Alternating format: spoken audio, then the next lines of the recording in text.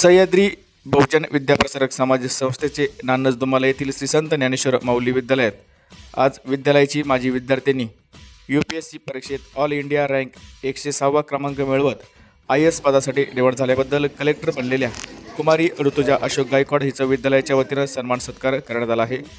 कार्यक्रमाचे प्रमुख पाहुणे म्हणून डॉक्टर सुधीरजी तांबे हे उपस्थित होते। कार्यक्रमाचं प्रास्ताविक विद्यालयाचे मुख्याध्यापक हौशीराम सोनवणे यांनी केले, तर कार्यक्रमाचं अध्यक्षस्थान विद्यालयाचे चेअरमन बाबासाहेब कडनर यांनी भूषवले आहे।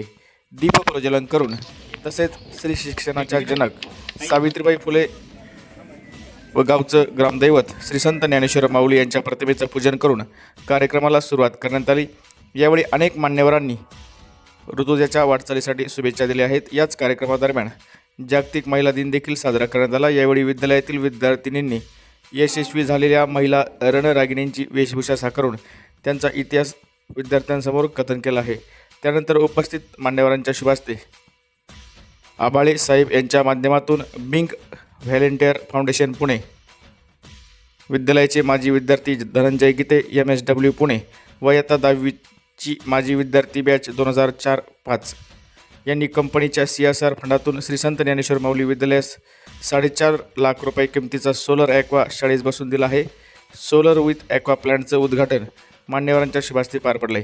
सदर कार्यक्रमाप्रसंगी कार्यक्रमाचे प्रमुख पाहुणे डॉक्टर सुधीरजी तांबे, संस्थेचे खजिनदार ॲडव्होकेट ज्ञानेश्वर सांगळे, कार्यक्रमाचे अध्यक्ष तसेच विद्यालयाचे chairman Babasaheb Kadnar, vice chairman Vitthal Gaikwad, Pandurang Maharaj Phad, Dinkar Sheth, Chhattar Anna Kandekar, Dnyaneshwar Kadnar, Kiran Kadnar, Sharad Warunshe, Kailas Mokal, Baburao गर्दे, कलेक्टर झालेल्या ऋतुजाचे वडील अशोक गायकवाड, आई संकेता गायकवाड, भाऊ आकाश गायकवाड, मामा सुदाम अनप, मीरा अनप, सुदाम गायकवाड, बाजीराव गायकवाड, गुलाब गायकवाड, संजय गायकवाड, विजय गायकवाड, विकास गायकवाड, बाळासाहेब गायकवाड, प्रभाकर जोडगे, विठ्ठल गायकवाड आदींसह नानज दुमाला गावातील ग्रामस्थ, शिक्षक, शिक्षकेतर कर्मचारी व विद्यालयातील विद्यार्थ्यांची मोठी उपस्थिती यावेळी होती।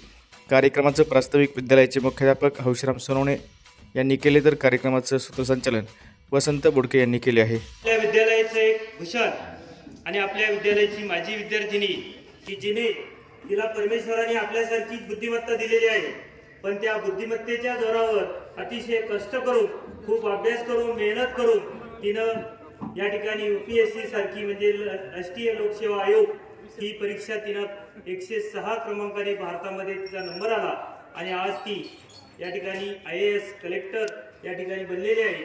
आणि आपल्या दृष्टीनं, आपल्या विद्यालयाच्या दृष्टीनं, आपल्या गावाच्या दृष्टीनं, आपल्या तालुक्याच्या आणि जिल्ह्याच्या दृष्टीनं अतिशय भूषणाची गोष्ट आहे, गौरवाची गोष्ट आहे। आणि म्हणून आपण या ठिकाणी तिचा या ठिकाणी यथोचित सत्कार करण्यासाठी आपण या ठिकाणी तिला आमंत्रित केलेलं आहे।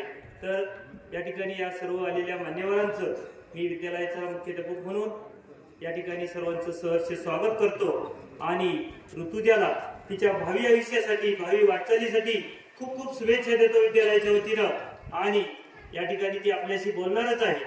आपल्यातून सुद्धा ऋतुजासारखे कलेक्टर, IPS, डॉक्टर, इंजिनियर, वकील व्हावे, तिची प्रेरणा आपण घ्यावी या ठिकाणी अशा पद्धतीचं आवाहन आपल्या सर्व विद्यार्थ्यांना करतो।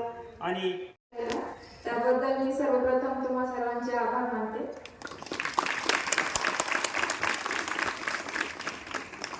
मी ऋतुजा अशोक गायकवाड, माझे प्राथमिक शिक्षण इथेच नानज दुमाला येथे झाले आणि आपण असं म्हणतो की आपल्या जडणघडणीचा सर्वात महत्त्वाचा जो पाया असतो तो आपलं हे प्राथमिक शिक्षण आणि ते आपले शिक्षक हे ते घडवतात। आणि मला हे एकदम उत्तमरित्या मला वाटतं की ते माझ्यासोबत झालेलं आहे।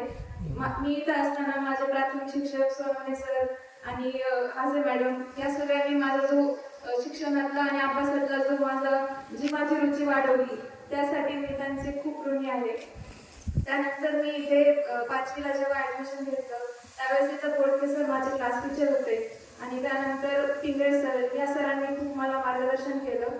त्यानंतर मी माझे पुढे शिक्षण मी ज्ञानमाता विद्यालयात कंप्लीट केले आणि 11वी 12वी मी श्रमिक ज्युनियर कॉलेज येथे कंप्लीट केली आणि त्यानंतर मी माझी BTech ॲग्री ही पदवी महात्मा फुले कृषी विद्यापीठ राहुरी यातून घेतली आणि तिथे खरं तर मला माझं हे स्वप्न होतं जे IAS बनायचं स्वप्न, जे माझ्या वडिलांनी मला खूप लहानपणी सांगितलेलं की मला कलेक्टर नाही बनता आता पण मला कलेक्टरचा बाप बनायचं आहे, ते माझं स्वप्न मला खऱ्या अर्थाने की मी त्या स्वप्नाकडे कशी पोहोचू हे मला खऱ्या अर्थाने मला ते माझ्या महात्मा फुले कृषी विद्यापीठ राहुरी या ठिकाणी मला कळाले. तिथे माझे क्लासमेट सिनियर ज्युनियर यांनी खूप मला मार्गदर्शन केले की कशा पद्धतीने आपण राईट गायडन्सने आपण तिथे जाऊ शकतो आणि कसं आपण ही परीक्षा पास करू शकतो हे गायडन्स मला खऱ्या अर्थाने तिथे मिळाले.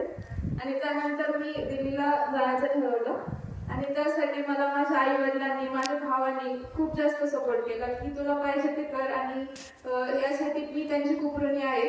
त्यांनी आर्थिकदृष्ट्या आणि खूप मला सपोर्ट केला आणि मी महाराष्ट्र शासनाची खूप आभारी आहे की आपल्याला ग्रामीण भागातून आपण येतो की आपल्याला माहित नसतं की खूप गव्हर्नमेंटच्या खूप स्कीम्स आपल्याला माहित नसतात की UPSC मध्ये पास होण्यासाठी किंवा स्कीम्स असतात. महाज्योती ही स्कीम होती की त्याने मला आर्थिकदृष्ट्याही मदत केली.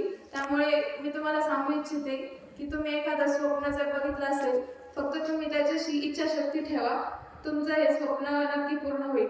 आणि त्यासाठी आवश्यक असलेली मदत तुम्हाला कधी लागली तर मी नक्कीच तुमची मदत करेन आणि कायम तुम्हाला अवेलेबल असेल. म्हणजे पहिलं तर तुझ्या जे वडील अशोकराव, आईसाहेब, संगीताताई, आकाश यांच्यासाठी तर आहे सर्वात अतिशय आनंदाचा ते स्वप्न त्यांनी पाहिलं होतं. त्या स्वप्नपूर्तीचा हा दिवस आहे, हा म्हणजे परवा निघालेला आहे. आणि त्यामुळे त्यांचा आनंद आहे. सगळ्या आपल्या नांदस गावाला खूप आनंद झालेला आहे. आपल्या गावातली मुलगी आज कलेक्टर झालेली आहे. सह्याद्री संस्थेलाही खूप आनंद आहे. त्या जिल्हा परिषद शाळेच्याही शिक्षकांना खूप आनंद आहे की आपल्या कधीतरी ते आपल्या संस्थेमध्ये शिक्षण त्यांनी घेतलेलं आहे. सह्याद्री 1 वर्ष असलं तरी आम्हालाही तिचा खूप अभिमान, सर्वांनाच आणि आपल्या तालुक्याला आणि आपल्या राज्याला अतिशय मोठा आनंद आहे. तो आनंद आपण तिचा या ठिकाणी सत्कार करत आहोत. ते त्यासाठी आवर्जून उपस्थित असलेले ज्ञानेश्वर, तुझ्याचं किती कौतुक करावं तेवढं थोडे असं माझं मत आहे. इतकं कौतुक तिचं आहे की ती केवळ आयएस झाली नाही, ती आयएस इतक्या मार्काने झालेली की निश्चितपणे 106 मार्क म्हणजे खूप मोठं यश आहे मित्रांनो. तुम्हाला माहिती आहे का, या परीक्षा ही जगातली एक अत्यंत अवघड परीक्षा आहे. तुम्हाला माहिती आहे का या परीक्षेला किती मुलं बसतात? तुम्हाला ती आकडेवारी मुद्दा मी काढून आणली. ती आकडेवारी पाहिल्यानंतर तिच्या यशाचं मोठेपण तुम्हाला समजेल. 9,37,000 अर्ज करतात. त्यापैकी या वर्षीचं सांगतो मी 2025चं.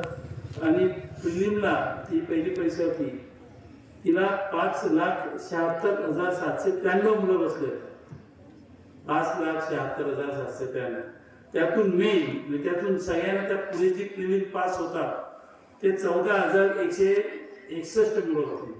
त्याचा इंटरव्ह्यू होतो. त्या इंटरव्ह्यूला 2,736 मुलं सिलेक्ट जातात आणि त्या 2,736 पैकी 958 मुलं त्या ठिकाणी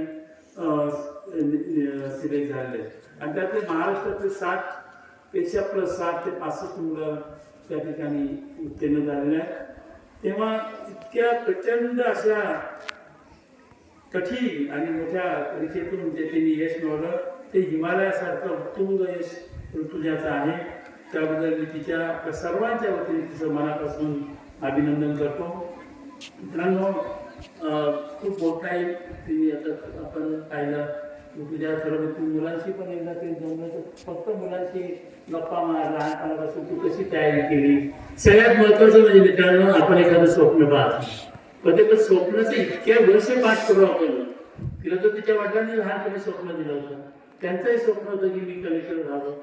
आणि म्हणून मलाही वाटायचं बरं का पण त्यावेळेस प्रोफेशनल्सवर नॉट अलाउड. म्हणजे त्या एकात जेव्हा मी MBBS झालो त्यावेळेस प्रोफेशनल लोकांना इंजिनियर डॉक्टर यांना अलाउड नव्हतं असं मला सांगण्यात आलं. मी काय फार खोलात गेलो नाही, डॉक्टर झाल्याचाच आनंदात होतो.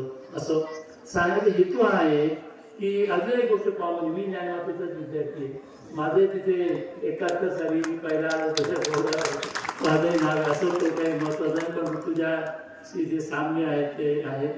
तर सांगण्याचा हेतू आहे की तिचं खरोखर यश अतिशय उत्तुंग असं यश तिने मिळवलं. तिने त्या स्वप्नाचा पाठपुरावा केला, त्यासाठी प्रचंड कष्ट घेतले, प्रचंड मेहनत घेतली.